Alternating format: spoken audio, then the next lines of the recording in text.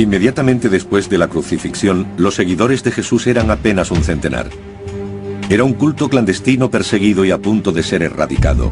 Pero en pocas décadas, este culto contaba con miles de seguidores por todo el Imperio Romano. Se extiende por ciudades importantes como Éfeso, donde los paganos habían construido el templo de Artemisa, una de las maravillas del mundo antiguo. Erradicó todas las antiguas creencias. Llegó hasta tierras de la Capadocia, en Turquía, donde un pueblo misterioso excavó ciudades subterráneas y extraordinarias iglesias en roca volcánica. Y al principio, el mensaje de la cristiandad fue propagado por un hombre a través de las calzadas que Roma había construido para sus soldados. Un predicador llamado Pablo. A lo largo de su vida recorrió más de 30.000 kilómetros, llevando el cambio y la agitación allá donde iba. Ahora, utilizando las últimas investigaciones y técnicas de imagen por ordenador, un equipo de expertos intentará revelar el mundo que él conoció, los lugares que visitó y transformó. Este es el mundo perdido de San Pablo y los primeros cristianos.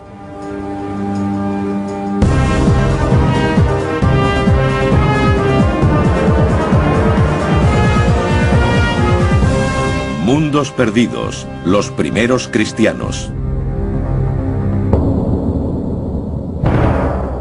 Año 36. En la ciudad de Jerusalén, los líderes judíos hacen todo lo posible por aplastar al poderoso nuevo culto, el culto de Cristo. 3 años después de la crucifixión de Jesús, solo viven unos pocos de sus seguidores. Si pueden matarlos a todos, su religión morirá con ellos.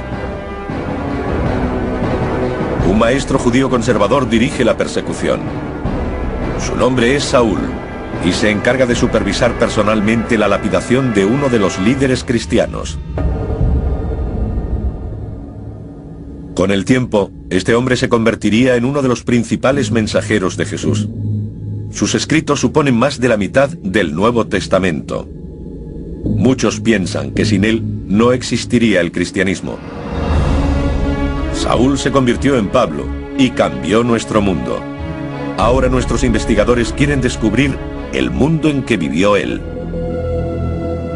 La historia comienza en el suroeste de Turquía, en Tarso, su ciudad natal.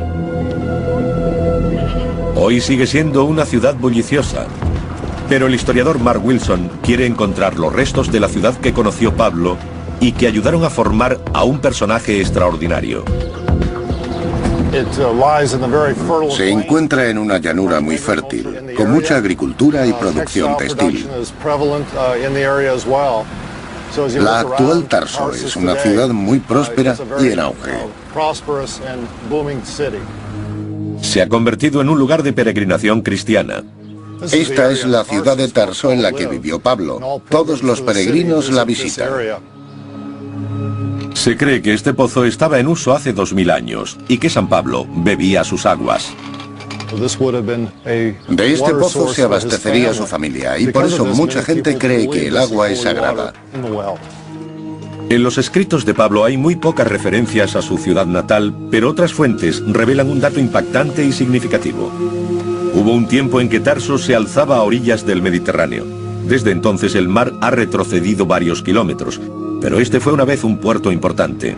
En el siglo I era una urbe muy bulliciosa, una importante encrucijada y también una célebre ciudad universitaria, la Atenas de Oriente. A poca distancia del pozo de Pablo, surgen pruebas que nos dan nuevas pistas de cómo era la vida en aquella época.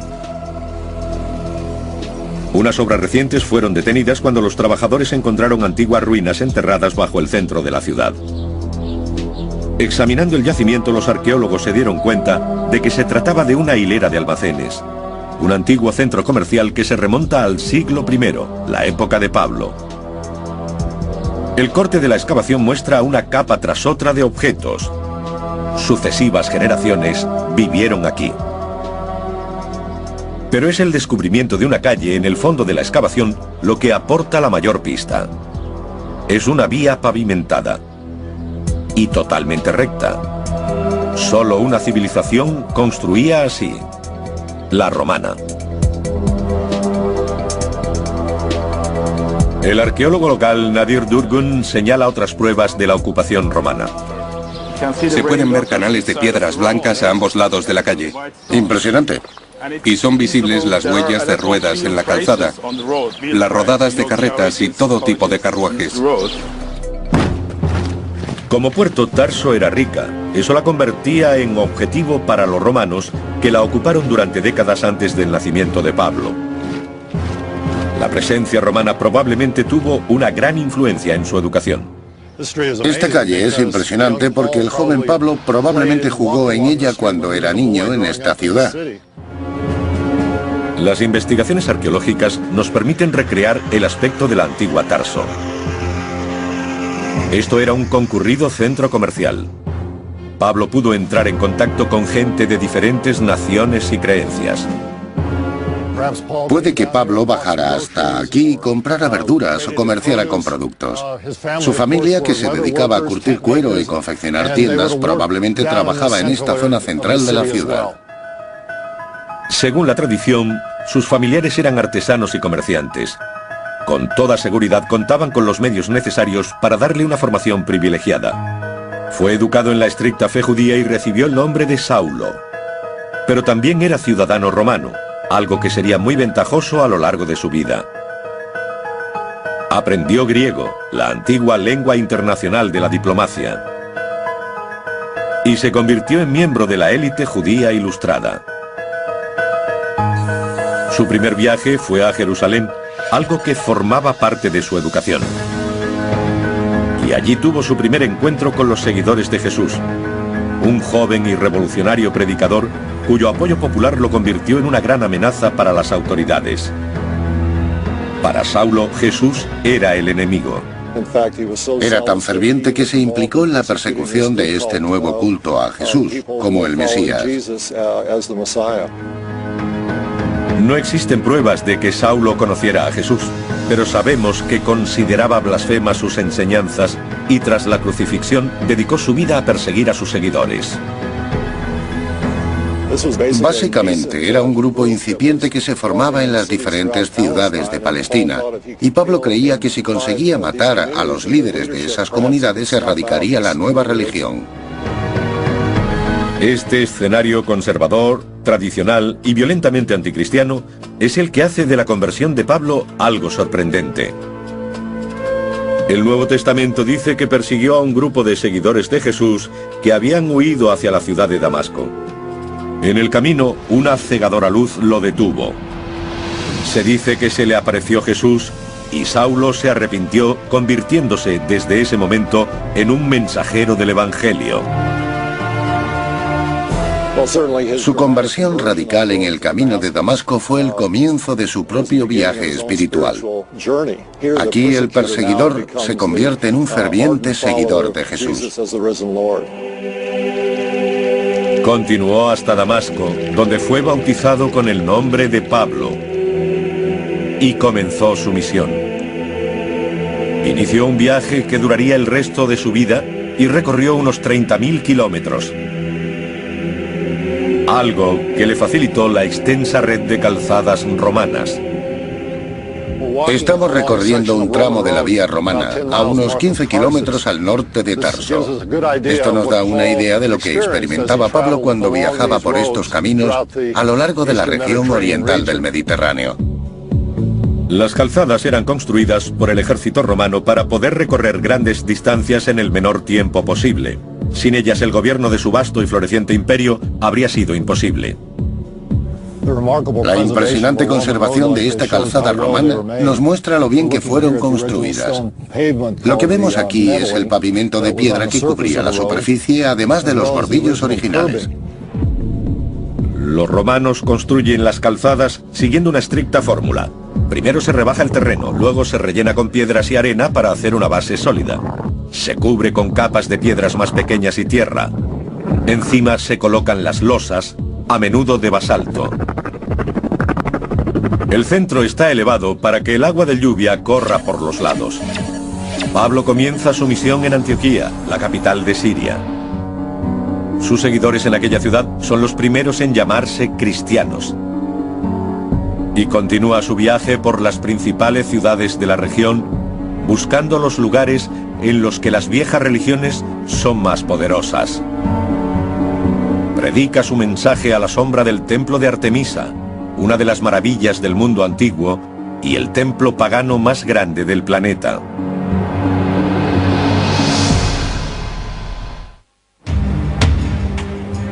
En el año 52, Pablo llega a Éfeso, la cuarta ciudad del mundo antiguo.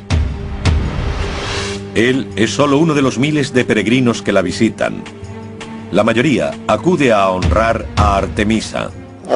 Artemisa era la diosa de la caza y protectora de las vírgenes. Y sabemos que durante sus fiestas anuales, las jóvenes solteras podían encontrar esposo. Artemisa era una de las diosas más importantes de la religión greco-romana. Y en esta ciudad tenía un templo equiparable a su estatus. El templo de Artemisa era muy conocido y su imagen se grababa en las monedas que circulaban por la región. Era una de las 7 maravillas del mundo antiguo y en la época de Pablo el mayor de todos los templos. Como imán para los peregrinos paganos, tuvo un papel principal en el plan de Pablo. Éfeso se convirtió en una base maravillosa para él, porque utilizó el templo de Artemisa en beneficio propio. Mucha gente acudía a la ciudad para participar en las festividades, por lo que tenían más público al que predicar el Evangelio. Nuestros investigadores reconstruirán el templo de Artemisa tal como lo veía Pablo. Las pruebas sugieren que la gente de Éfeso utilizó unas técnicas de construcción revolucionarias. Pero todo lo que queda hoy son unos cuantos bloques de mármol recuperados de 6 metros de cieno. Levantar este templo supuso una tarea monumental. No solo había que construirlo, sino averiguar cómo. Nunca habían hecho algo parecido. En su deseo de honrar a la diosa, los constructores del templo se impusieron una tarea retadora. Tomaron la decisión de hacerlo por entero de mármol. Y la cantera más cercana se encontraba a unos 13 kilómetros. Los bloques tenían que ser transportados hasta la obra. El arqueólogo Julian Bennett intenta descubrir cómo se hizo. Cuadrillas de hombres trabajaban con martillos y cinceles para crear una estrecha depresión de unos 15 centímetros de ancho. Aún puede verse aquí. Y una vez que abrían el canal hasta el nivel del bloque que querían, golpeaban desde los lados con cuñas metálicas para extraerlo. Se calcula que necesitaron unas 51.000 toneladas de mármol. Los efesios encargaron del trabajo a sus esclavos y delincuentes. El castigo común por un delito era ser enviado a las canteras. Aquí la esperanza de vida no era demasiado larga. Una vez que extraían los bloques, tenían que transportarlos al lugar de la construcción. En el siglo XXI se cuenta con maquinaria pesada. A pocos cientos de metros de la antigua cantera aún se extrae mármol gris. El bloque medio es de 13 toneladas, aproximadamente el mismo tamaño de los utilizados en el templo de Artemisa. Hoy las máquinas hacen que parezca muy sencillo, pero cuando se construyó el templo, todo era a base de la mano de obra. No obstante, los arquitectos utilizaron su ingenio para acelerar el proceso. Idearon un método que les permitía trasladar las piedras de un modo más efectivo que el de los egipcios. Convirtieron los bloques cuadrados en ruedas mediante un forro de madera para que pudieran rodar fácilmente los 13 kilómetros hasta la ciudad. Resuelta la cuestión de los materiales, se dispusieron a construir uno de los templos más grandes del mundo. En su apogeo atraería a más peregrinos que el templo judío de Jerusalén. Actualmente el lugar en el que se alzaba es una marisma. Cuesta imaginar por qué se erigió un templo tan grande en este lugar, un terreno que ningún constructor moderno querría. El historiador romano Plinio sostiene que el terreno pantanoso fue elegido por precaución ante los frecuentes terremotos, ya que amortiguaría los temblores. Otra teoría es que un meteorito cayó en este lugar. Los antiguos pensaron que era un mensaje de Dios y levantaron el templo a su alrededor. De cualquier modo, el lugar supuso un gran problema para los constructores. ¿Cómo levantar lo que sería una de las maravillas del mundo en un pantano? Empezaron creando una base seca, apisonando una capa de carbón y cubriéndola con lana de oveja para evitar la subida del agua. Sobre ellas se colocaron bloques de pizarra. El suelo de pizarra y mármol alcanzó 2,5 metros de altura para que quedara por encima del nivel del agua. Abarcaba una superficie de 77 metros de ancha por 130 de larga. Esta robusta plataforma soportaba un bosque de columnas. Esta tiene 13 metros de altura, pero Plinio revela que las originales medían 18 metros, el equivalente a 6 pisos. Para una tarea tan ambiciosa, los arquitectos utilizaron andamios. Montaron las columnas ensamblando tambores de más de 8 toneladas de peso. Cada columna tenía unos 30 tambores, y una vez montada, se labraba el fuste a cincel y martillo. Esta operación se repitió 127 veces. Entre las ruinas, Adrian Marshall ha encontrado pruebas de cómo construyeron el techo del templo. Una vez levantadas las columnas, tenían que colocar los dinteles, que son los bloques de piedra que se ponen encima de ellas. De nuevo, Plinio nos cuenta cómo fueron colocadas. La precisión era crucial. Lo que hacían era levantar una rampa de sacos de arena hasta la parte superior de las columnas y situaban los dinteles encima. Luego perforaban los sacos para que saliera la arena lentamente y pudieran asentar los dinteles. Hay que pensar que usaban cemento y debían encajar exactamente. Llevó 120 años terminar el templo. Ahora podemos dar vida a esta increíble construcción del mundo perdido de San Pablo. Un impresionante centro de una gran actividad, toda centrada en el culto a la diosa. Una abertura en el techo bañaba de luz su estatua.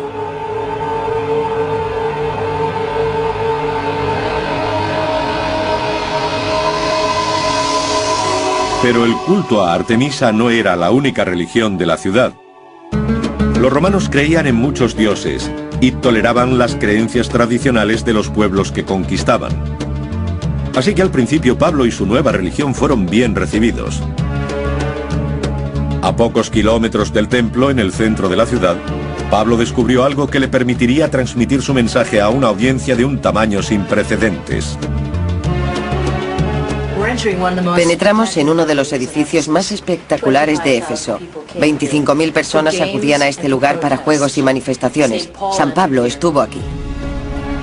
El teatro, también construido con mármol blanco, atravesaba un momento de expansión cuando Pablo se encontraba en la ciudad. Con 140 metros de ancho y 66 filas de asientos, fue una vez el mayor teatro del país. Pablo habría venido aquí para dirigirse a uno de los públicos más numerosos de su vida. Este era el teatro perfecto. Tenía capacidad para 25.000 personas y su acústica permitía un impacto espectacular. La soberbia acústica se debe al diseño de las gradas. Estos asientos son anchos y a medida que se sube se van estrechando. Esta forma cóncava ayuda a retener el sonido dentro. Pero el teatro no estaba diseñado solo para discursos y obras. La separación que protege la primera fila indica que Pablo compartió su escenario con un espectáculo mucho más peligroso. El muro es alto para proteger a los espectadores de la sangre de las muertes que tenían lugar abajo. El descubrimiento reciente de un cementerio especial en Éfeso confirma que en este teatro luchaban gladiadores. Estos espectáculos inmensamente populares atraían a un público muy numeroso. Y en cuanto a Pablo, los juegos servían para que más gente oyera su mensaje.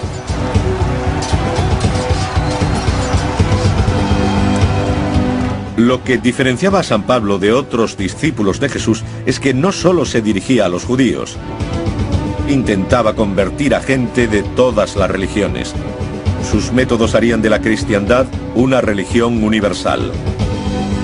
Y finalmente, provocaría la caída del Imperio Romano. Aún así, fue la pericia de la ingeniería romana la que proporcionó a Pablo la oportunidad que necesitaba.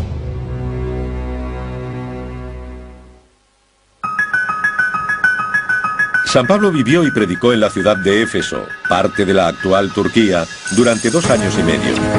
La mayor ciudad de la Asia romana, con una población cosmopolita y sin prejuicios, era el lugar perfecto para buscar nuevos fieles. El arqueólogo Julian Bennett ha descubierto que la forma que tenían los romanos de construir sus ciudades dio a Pablo una oportunidad única de atraer a un gran número de personas al cristianismo. Pero también ha descubierto que esta ciudad estaba interesada en actividades más mundanas que la tecnología o una nueva religión. Toda ciudad romana tenía un burdel. Era algo muy común en su estilo de vida. Pablo se encuentra en una urbe famosa por sus placeres. Era una sociedad dominada por los hombres, en la que un joven no pensaba en casarse hasta rondar los 30 años. Y en Éfeso, una ciudad portuaria, debía haber varios burdeles. Justo en el centro, los primeros arqueólogos encontraron un extraño indicador. Representaba un pie y un corazón. Cuando este edificio fue excavado en el siglo XIX, se encontraron una serie de lámparas de aceite con escenas de arte erótico e inscripciones que hacían referencia a los jóvenes. Por ello, los excavadores llegaron a la conclusión de que era el burdel principal de Éfeso, que ocupaba un lugar destacado. La prostitución era una importante fuente de ingresos para la administración romana. Incluso sabemos que las prostitutas pagaban un impuesto mensual a la ciudad y al gobierno, equivalente a un acto sexual. Pero no solo se trataba de placer. El principal reto de los administradores de la ciudad era proporcionar los servicios básicos a más de 200.000 personas.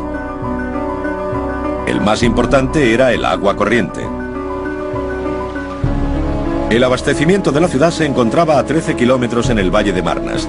Canalizar el agua hasta Éfeso supuso un extraordinario logro de ingeniería. Aquí lo tenemos. Este es el acueducto romano de Éfeso, construido hace unos 2000 años, antes de que San Pablo visitara la ciudad. Pero se encuentra en excelentes condiciones. Un acueducto de este tamaño necesitaba unos recursos que la ciudad no podía pagar. Pero dio a los políticos la oportunidad de ganarse el favor de las masas. Están grabados los nombres de Gaius Sextius Polio, el de su esposa y el de su hijo. Para el pueblo de Éfeso, sua pecunia fecundum curabit. Lo hemos pagado de nuestro bolsillo.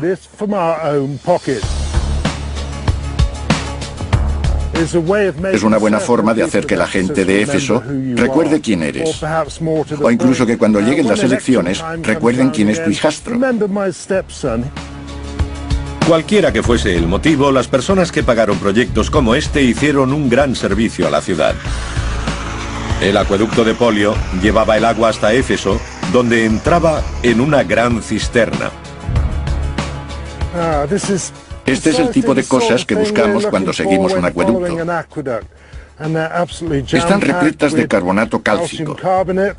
Es calcio disuelto en el agua que bajaba, procedente de las colinas de piedra caliza, y entraba en la ciudad por esta construcción. Aquí se ha desprendido una parte, y si consigo levantar esto, veremos a un lado un reborde y al otro un hueco.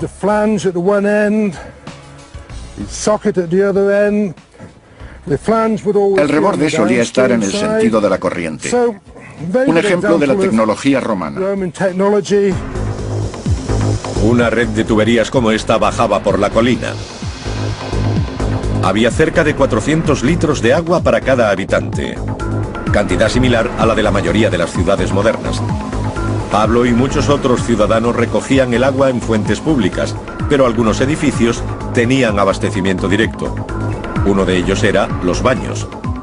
Los baños romanos eran el centro neurálgico de la vida social de la ciudad. Aquí los efesios discutían sobre política, filosofía y las ideas religiosas de Pablo. Así se extendió el cristianismo y fue en lugares como este donde el mensaje de Pablo empezó a llegar al gran público. Las casas de baño eran lugares equipados por lo que entonces se consideraba alta tecnología, incluyendo un sistema de calefacción bajo el suelo llamado hipocausto. Tenemos mucha suerte porque en este lugar existe un tramo muy bien conservado del típico sistema de hipocausto. Aquí podemos ver los pilares que soportan el suelo principal. Una gruesa capa rosada de yeso romano, conocido como opus ignatum, que mantenía el calor. Sobre ella aún se conservan las losas de mármol del suelo. El aire caliente circulaba por una cámara bajo el suelo, extendiéndose por las paredes para caldear las habitaciones. El agua caliente llegaba a los baños, y la sucia servía para arrastrar los residuos de otros edificios. Justo al lado se encuentra una de las instalaciones más importantes de toda gran ciudad romana. Efectivamente, una estupenda letrina pública. Asientos de mármol, agradables y frescos para el verano. Puede que no tanto en invierno. Uno se sentaba aquí junto a otra persona y hablaba del tiempo, los juegos de gladiadores y la vida diaria. Enfrente hay una especie de abrevadero, ya que los romanos no utilizaban papel higiénico. Cada persona tenía una esponja personal clavada en un palo, que mojaba en el agua y se limpiaba así. Nuestras pruebas proceden de una fuente inusual. Nos cuentan que un gladiador, en vez de enfrentarse a su oponente, decidió suicidarse. Así que se dirigió a la letrina, agarró una esponja y se la metió en la garganta hasta asfixiarse. Por eso conocemos el uso de las esponjas. Mientras que Pablo habría utilizado estos servicios públicos, las clases altas se permitían tenerlos en casa. Actualmente los restos de estas lujosas mansiones están protegidos en entornos de clima controlado. Probablemente, San Pablo vio cómo eran construidas y amuebladas con mármoles exóticos traídos de todos los rincones del imperio para demostrar la riqueza de sus propietarios. Cada casa tenía un baño privado abastecido constantemente por el caudal del acueducto. Esta es una letrina privada de gran calidad. Sabemos que al menos en Roma, y suponemos que en Éfeso, tenían tuberías de diferente calibre y calculaban los impuestos a pagar según él. Así que tener un retrete privado como este era un símbolo de estatus. Las casas más ricas de la ciudad incluso podían permitirse una forma primitiva de aire acondicionado, paredes de agua. El agua era necesaria para sobrevivir, para lavarse, para cocinar, pero también ayudaba a mantener el aire fresco.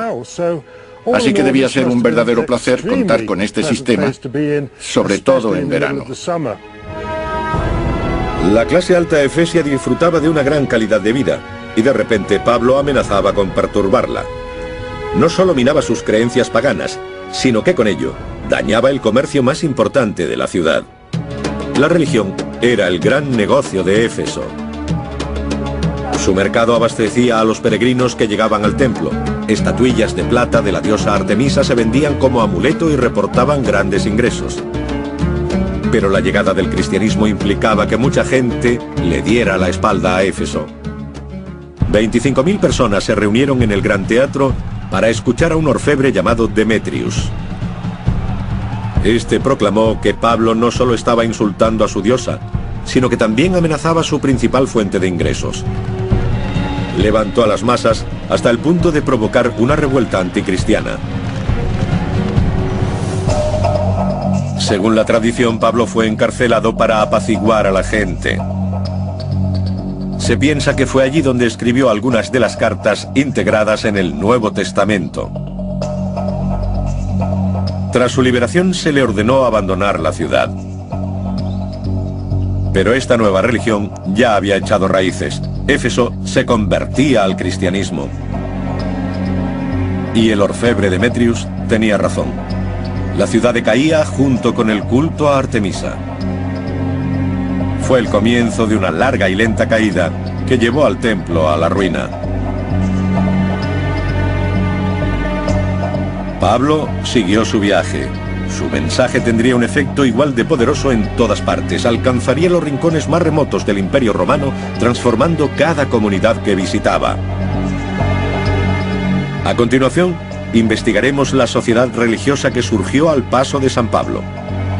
En la extraña tierra de la Capadocia, un misterioso grupo de cristianos buscaría la seguridad construyendo un mundo secreto subterráneo. Hace 15 millones de años, una serie de erupciones volcánicas en la zona mediterránea levantaron inmensas nubes de ceniza que cubrieron la Tierra capa tras capa. Con el tiempo crearon un lugar extraño y espiritual. Actualmente recibe el nombre de Capadocia. Algunos especialistas creen que San Pablo llegó aquí para predicar su nueva religión. Nuestros investigadores intentan comprender el papel que este extraño paisaje desempeñó en el nacimiento del cristianismo. Y la mejor forma de ver los restos que quedan es desde el aire. Comprende casi 40.000 kilómetros cuadrados y está salpicada de conos esculpidos, pirámides y obeliscos. La ceniza tiene un espesor de 91 metros. Cada una de sus capas tiene una consistencia diferente, lo que significa que la erosión del viento y la lluvia han creado un terreno impresionante e irregular. Los primeros exploradores pensaban que las formas debieron ser talladas por una antigua raza. Los edificios presentan la habilidad y la destreza de un pueblo muy sofisticado. Su trabajo aún puede verse y sigue impresionando. Vemos algunos escalones tallados en la roca que llevan a una habitación. Es un lugar increíblemente precioso, muy hermoso. La palabra Capadocia deriva del vocablo persa que significa tierra de hermosos caballos. Sus naturales eran famosos por suministrar valiosos animales al ejército romano. De vuelta a tierra, Verónica Calas elige la mejor forma de transporte local y se dirige al valle de Hilara, un cañón abierto en la ceniza. Encuentra una extraordinaria concentración de antiguas iglesias excavadas en la superficie rocosa. Solo en este valle de 16 kilómetros hay más de 100. Está claro que el mensaje de Pablo tuvo un gran impacto. Las iglesias están decoradas con frescos alusivos al Nuevo Testamento. Verónica quiere remontarse aún más en la historia de Pablo. Para ello, se dirige a un asentamiento situado a unos cuantos kilómetros del cañón para intentar descubrir cómo vivían los primeros capadocios. Pablo debió encontrarse con una extraordinaria comunidad que vivía en cavernas. Este asentamiento está abandonado desde entonces, pero sus antiguos habitantes dejaron atrás atractivos atisbos de su vida. Es una gran habitación cuadrada con una bóveda cónica que da a un tiro de ventilación. Esto es una chimenea en la que encendían fuego. Es muy probable que cocinaran aquí. Esto es un horno con un fuego debajo y quizás una parrilla. Para un ojo experto, otra habitación revela pruebas de industria. Esto es un foso de telar y es un gran ejemplo. Aquí se encajaba un marco de madera en torno al regazo para poder tejer. También hay huecos para almacenar vasijas o ánforas. Basándose en estas pistas esculpidas hace 2000 años en la ceniza, Verónica crea una imagen de cómo eran los capadocios. Se decía que la gente que vivía aquí era muy tosca, los vaqueros del Imperio Romano. Y se contaba que si una víbora mordía a un capadocio, moría el animal. Así de duros eran. Aún así, viviendo de la ruta comercial que unía Europa con Asia, estas gentes se enriquecían cada vez más. El estilo de vida de los capadocios era cómodo y sofisticado. Un gran salón ceremonial indica el alto estatus de la gente que vivía aquí. La mayoría de los antiguos edificios que estaban a la intemperie desaparecieron hace mucho tiempo. Pero la ceniza volcánica de la Capadocia ha conservado un registro de su arquitectura que ofrece una visión única del mundo perdido en el que estuvo San Pablo. Existen pruebas concluyentes de que su religión se introdujo muy bien en esta zona. Esta es una iglesia muy bonita. Tiene planta de basílica, con columnas y arcadas que separan la nave central de las laterales. Ahora estamos entrando en el santuario donde se encontraba el altar. A pesar de que estas columnas parecen haber sido construidas con ladrillos y mezcla, en realidad fueron excavadas en la ceniza volcánica. Su elaborado estilo imita las técnicas arquitectónicas de la época. La ceniza se trabaja fácilmente con herramientas muy sencillas, pero excavar una casa tan sofisticada como esta debió llevar muchos meses y requerir mucha habilidad y planificación. Verónica ha analizado cada una de las 15 habitaciones y mediante gráficos por ordenador podemos contemplar la compleja estructura de este asentamiento. Esta residencia es la más grande y elaborada de la Capadocia, con más de 2.500 metros cuadrados. Casi la mitad de un campo de fútbol. La cocina, las salas ceremoniales y la iglesia reflejan un estatus propio de la élite. Era el hogar de una gran familia aristocrática y públicamente cristiana. Este lugar forma parte del legado de Pablo. Los detalles arquitectónicos de la iglesia de Durmus Kadir están increíblemente bien conservados y nos dan una idea de cómo adoraban a su Dios los primeros cristianos. Esta es una hermosa representación del tipo de iglesia que surgió inmediatamente después de la visita de San Pablo. No contiene imágenes, pero su arquitectura es muy elegante.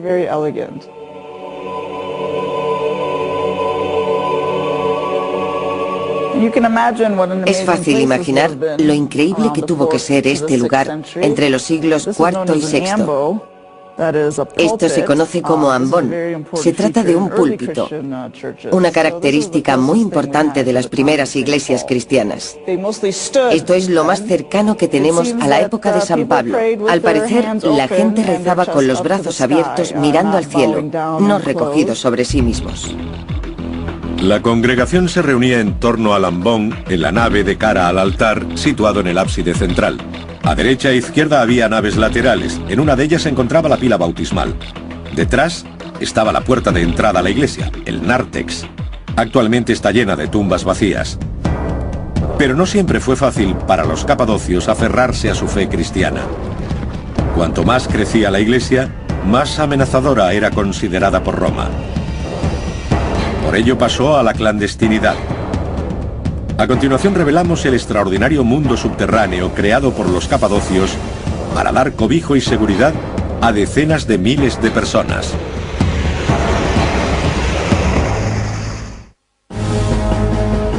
Durante 30 años Pablo recorrió el mundo romano propagando el mensaje del cristianismo. Su viaje entró en su fase final en Jerusalén. Hacia el año 60 fue detenido por quebrantar la ley judía. Se enfrentaba a la pena de muerte, pero ejerció su derecho como ciudadano romano de ir a juicio en la propia Roma. Fue un paso arriesgado. El emperador Nerón veía a los cristianos como una amenaza. A mediados de los años 60, la situación de los cristianos en Roma era bastante precaria. Los romanos reconocían que no era una secta del judaísmo, sino una religión independiente. Cuando la ciudad ardió destruyendo cientos de edificios, Nerón necesitó a alguien a quien culpar. Tras el incendio de Roma del año 64, Nerón buscó un chivo expiatorio y acusó a los cristianos, lo que llevó a su persecución. Pablo era un conocido líder cristiano. Según la tradición, Nerón lo señaló a él y ordenó su decapitación. Pero no pudo erradicar el mensaje de Pablo. La fe cristiana había arraigado en las tierras en las que había predicado, y poco a poco, con el paso de los siglos, el cristianismo llegó a gobernar el Imperio Romano. En el año 313, el emperador Constantino se convirtió al cristianismo. Los dioses paganos se eliminaron, sus templos fueron destruidos y sustituidos por las primeras iglesias cristianas. Aún así, esa era dorada duró poco.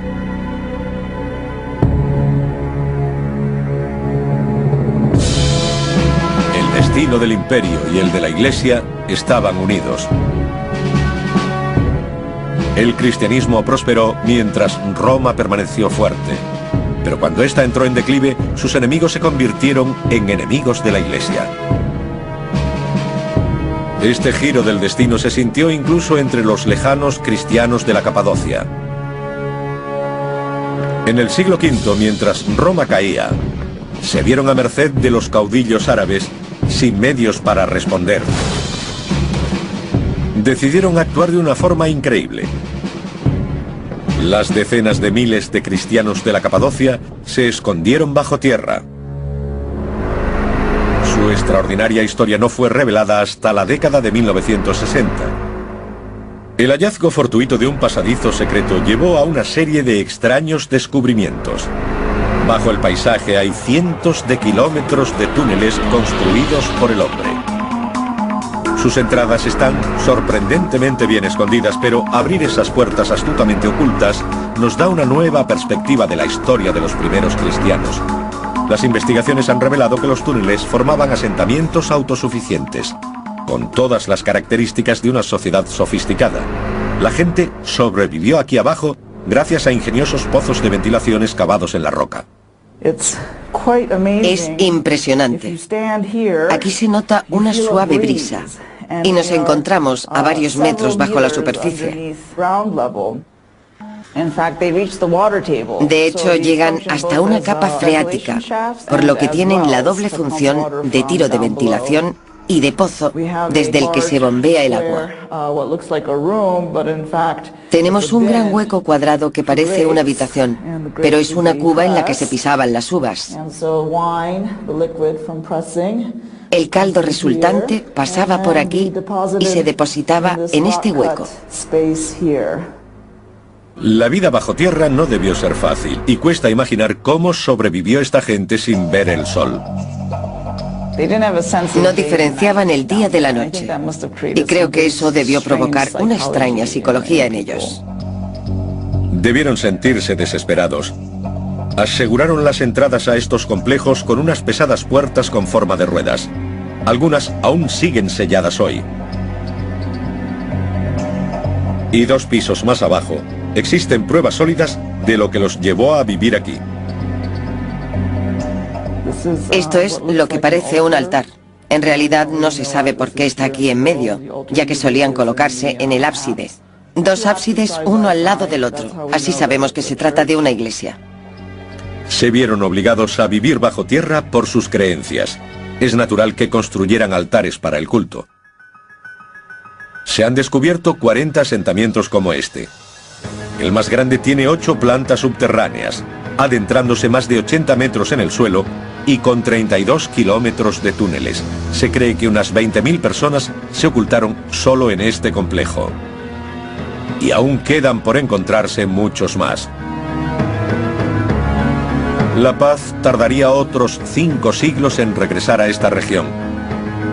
Durante 300 años, los cristianos utilizaron estos túneles y pasaron